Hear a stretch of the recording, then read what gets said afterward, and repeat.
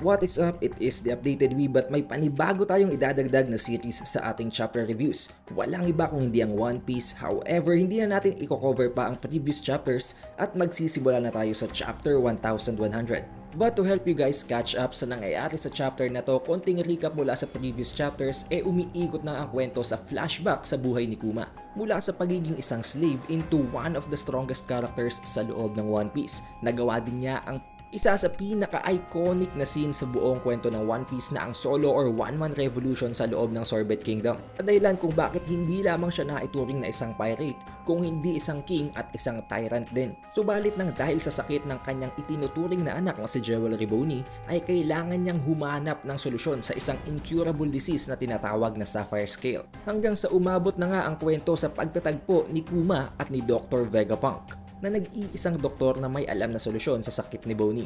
At dito na magsisimula ang chapter 1100. On the very first page, we get to see a cover page wherein na-feature si Sanji at si Usopp. Pati na rin ang title ng chapter na Thank You, Bony. On the very first page, we get to see na dumating na nga ang Navy Admiral Kizaru Borsalino sa lugar kung saan ay itinuturing na natin ngayon na ang Egghead Island. Ito ay ang laboratory ni Dr. Vegapunk at pinuntahan lamang siya ng Navy Admiral na si Kizaru para maghatid ng impormasyon. First meet, sinabi ni Dr. Vegapunk na napakadami ng tumatakbong ideya sa loob ng isipan niya ngayon. Kaya naman sinabi naman sa kanya ni Kizaru na dahil na din daw doon kaya hindi niya na nagawang halughugin at hindi niya na nagawang suyurin ang buong laboratory dahil hindi niya alam na may nakatago palang isang Denden Mushi na nakaspy sa kanya. Na dahilan kung bakit nalaman ng world government ang pinaplano niyang pagtulong kay Kuma kapalit ng pagkoklone niya dito. Isang bagay na alinsunod sa kanyang mga prinsipyo dahil nagtatrabaho nga naman siya sa ilalim ng world government at ngayon ay gusto niya pang tulungan ang isang pirata. And specifically, ang isa sa 5 elders ang nag-aahawak sa kanya. Walang iba kung hindi si Saint J. Garcia Saturn. Dahil alam naman natin na si Saturn ang nag-aahawak at ang merong title na Warrior God of Science and Defense. Kumontra si Saturn sa gustong mangyari ni Dr. Vegapunk at nabanggit na din dito dahil sa conversation na to kung gaano kataas ang bounty sa ulo ni Kuma na 296 million berries. Sinabi niya na kung gagamitin si Kuma na isang pirate as a base sa mga gagawin niyang clone ay masisira ang reputasyon ng Navy dahil gagamit nga naman sila ng imahe ng isang pirata na tutulong sa kanila. Subalit nagbigay siya ng 3 kondisyon para pumayag siya na magkaroon ng deal sa gitna ni Vegapunk at ni Kuma. Nabanggit ni Saturn na dahil sa kagagawa ni Ace ay naalis ang isa sa mga 7 warlords. Ngayon, ang isa sa mga kondisyon na gustong mangyari ni Saturn ay ang maging isang warlord of the sea din itong si Kuma. Ang pangalawang kondisyon naman na binanggit ni Saturn ay kailangan daw mag-undergo ng enhancements at ng modification nitong si Kuma at mag-work siya sa ilalim ng Navy or ng world government na dahilan naman kung bakit napa-agree bigla ang Navy Admiral na si Kizaru dahil alam na alam din niya kung ano ang capabilities ni Kuma. At ang pangatlo at ang pinakamalalang kondisyon na ibinigay ni Saturn ay ang kailangang i-give up ni Kuma ang kanyang free will and sense of individuality. What this means is, gusto niyang gawing isang mindless cyborg itong si Kuma, meaning mawawala na siya ng sarili niyang pag-iisip at magiging isang robot na lamang siya na susunod sa kahit na anong ibibigay sa kanyang mga orders. Nang dahil dito nagalit si Dr. Vegapunk at hindi siya nag-agree sa mga ibinigay na kondisyon nitong si Saturn. Subalit kinontra siya ni Saturn habang sinasabing wala siyang karapatang makisali sa ginagawa niyang kondisyon dahil isa lamang siyang tao sa ilalim ng world government. Nang dahil na din doon ay hindi pumayag si Dr. Vegapunk na i-conduct ang experiment na magte-turn kay Kuma into a mindless cyborg. However, si Kuma na mismo ang nangialam at sumingit habang sinasabing gawin nila ang procedure. At instead na malungkot at magalit kay Saturn nang dahil sa mga binigay niyang kondisyon, natuwa pa itong si Kuma dahil naisip niya na yun lamang ang natatanging paraan para mailigtas ang kanyang anak na si Bony. Natahimik na lamang si Dr. Vegapunk nang marinig niya ang mga salitang lumabas sa bibig ni Kuma dahil alam niya kung anong katumbas ng gustong mangyayari nitong si Saturn. Na ang pag-convert kay Kuma into a mindless cyborg para bang kapareho na din ang pagpatay sa kanya. Maging si Kizaru ay walang nagawa kung hindi ang manahimik na lamang at ang magbigay respeto sa desisyon ni Kuma. And since pumayag na nga si Kuma sa ibinigay na mga kondisyon nitong si Saturn, tinanong na nila si Vegapunk kung gaano katagal ang kakailanganin para i-heal or i-cure ang disease ni Bony. Ganoon na rin ang kung gaano katagal ang kailangan na oras para i-turn itong si Kuma into a mindless cyborg. Na sinagot naman ni Vegapunk na kakailanganin ng 6 months para i-cure ang disease ni Bony at kailangan pa ng additional na 1 year para sa rehabilitation para pwede na siyang ma-expose sa sunlight completely. Samantalang si Kuma naman ay kakailangan ng minimum of 2 years para ma-turn siya into a mindless cyborg. Nang dahil dito naisip ni Saturn na there is a chance na pwedeng pagkatapos ma-heal ni Vegapunk ang sakit ni Bonnie pwedeng hindi na ituloy ni Kuma ang kanilang deal. Kaya naisip niya na matapos nilang mapagaling si Bonnie ay mananatili ito sa custody ng world government hanggang sa completely ma-wipe out na ang humanity sa utak ni Kuma. At pakakawalan lamang nila si Bonnie kapag si Kuma ay completely isang mindless cyborg na. Nang dahil dito nagalit na naman si Dr. Vegapunk dahil para saan pa nga naman ang pagpapagaling niya kay Bonnie kung sakaling hindi na din naman magkikita si Kuma at si Bonnie matapos nitong gumaling. Hindi naman nakaapekto sa desisyon ni Saturn ang opinyon ni Vegapunk habang sinasabing tama daw ang naisip ni Vegapunk at kailangan nila yung gawin dahil alam nila kung gaano kalakas at kung gaano ka-dangerous itong si Kuma kaya kailangan talaga nilang gamiting isang hostage si Bonnie. Dinagdag niya pa na kapag may nakita silang kahit na konting defiance or pagsuway ni Kuma sa mga orders na ibinibigay sa kanya, gagawin nilang isang alipin or slave si Bonnie. Nang dahil dito ay natakot si Kuma habang sinasabing hindi siya susuway sa kahit na anong ibibigay nilang utos basta pagalingin lamang nila completely si Bonnie. Subalit kahit na ganun, nanghingi pa rin siya ng isang request lamang na idadagdag sa kanilang deal.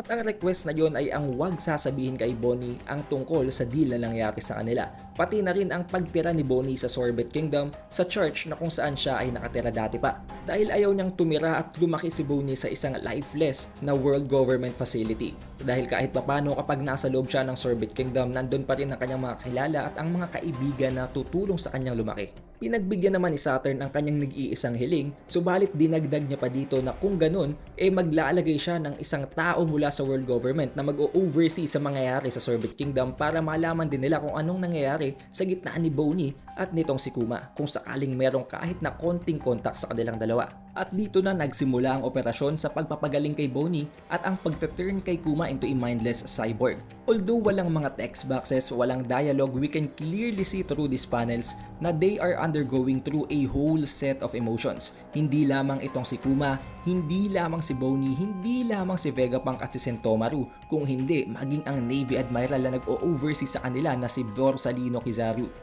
Sa loob ng 1.5 taon na yon napakarami nang nangyari sa gitna ng mga karakter na ito na maaaring dahilan kung bakit may namuong bond sa gitna nilang lahat. May kita din natin dito na halos nakalimutan na ni Borsalino kung ano ang trabaho niya dito na mag-oversee dahil parang isa na rin siya sa nag-e-enjoy throughout the process. And then we get to see this silhouette na para bang ginagawa nila dito ang Sun God Nika Dance. At ang pinakamalaking twist dito is that kasali ang Navy Admiral na si Kizaru sa nangyayaring kasiyahan na ito. It's as if talagang napalapit na ang loob niya sa mga karakter na ito sa nagdaang panahon at proseso ng pagpapagaling kay Bonnie at sa pagta-turn kay Kuma naman into a cyborg. And actually, this is a hint na maaring pwedeng bumaliktad si Kizaru nang dahil sa mga nangyayari ngayon. Kung babalikan natin ang nangyayari sa Egghead Island, natapos nga ang laban sa gitna ni Luffy at ni Kizaru wherein pareho silang na-knockout at si Saturn naman ay nasa perfect shape. However, ang pinagkaiba ni Kizaru at ni Luffy, si Luffy ay nasa limit na, samantalang si Kizaru naman ay hindi naman actually knocked out at sinabi niya lamang kay Saturn na hindi pa niya kayang gumalaw kaya hindi niya pa matapos ang order na binigay sa kanya. But if you think of it, maaring isang dahilan lamang ito ni Kizaru para i-drag pa ang nangyayari, para patagalin at para mag-buy time. Dahil kung papansinin, maging sa laban nila ni Luffy parang hindi naman siya nagseseryoso at kung iisipin, nakakagulat na tinalo ni Luffy ang isang Navy Admiral ng ganun kadali dahil pwede namang pinagbigyan at hinayaan lamang siya ni Kizaru na manalo sa laban para hindi siya mapilit ni Saturn na patayin si Vegapunk at si Sentomaru. Subalit ngayon na wala na silang ibang aasahan, wala nang makakalaban kay Saturn na nanggagaling sa Straw Hat Pirates at maging si Luffy nasa limit na, maaring ito na ang panahon para ipakita na ni Kizaru ang kanyang tunay na kulay. Or we could say na hindi naman niya actually tatalikuran ng world government but instead hindi niya lamang susundin ang orders na ibinibigay sa kanya ngayon ni Saturn. Dahil alam and na-witness naman niya kung gaano kalala ang ugali ni Saturn, maaring mawalan na siya ng choice kung hindi ang tapatan na ang isa sa elders na to. Could it be na all throughout the story ng One Piece na hindi nakikipaglaban ng seryoso si Kizaru, ito ang maging pinakaunang seryosong laban niya wherein ipupull out niya na ang lahat ng kanyang potensyal para matapatan ng isa sa 5 great elders. I mean, hindi naman malayong mangyari yon, gayong itong ang si Kuzan, in-infiltrate na ang Blackbeard Pirates. Maaaring isipin isipin nyo na maaaring gusto lamang ni Kuza na sumali sa Blackbeard dahil malakas ang crew na yon. However, pwede rin namang isang undercover lamang si Kuzan sa loob nun.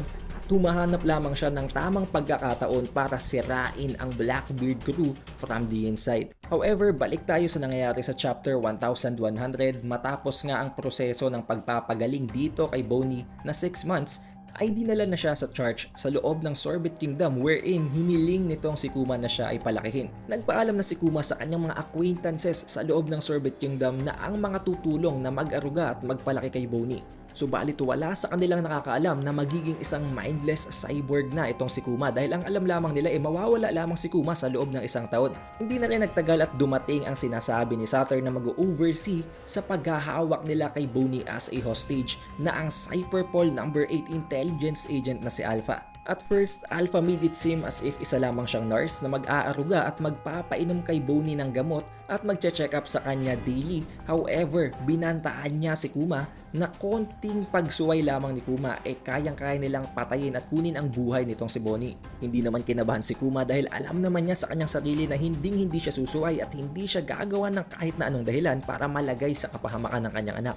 In the end, nagpaalam na rin si Kuma at umalis na siya sa Sorbet Kingdom at hindi nagtagal ay tinagurian na nga siyang isa sa 7 warlords. Isang dahilan kung bakit nagulat ang mga current warlords of that time. Dahil hindi naman nag-emerge si Kuma as a warlord spontaneously at meron siyang napakaraming title bago pa siya mabigyan ng titulo as a warlord. Naging siyang isang king, isang pirate at naging isang tyrant.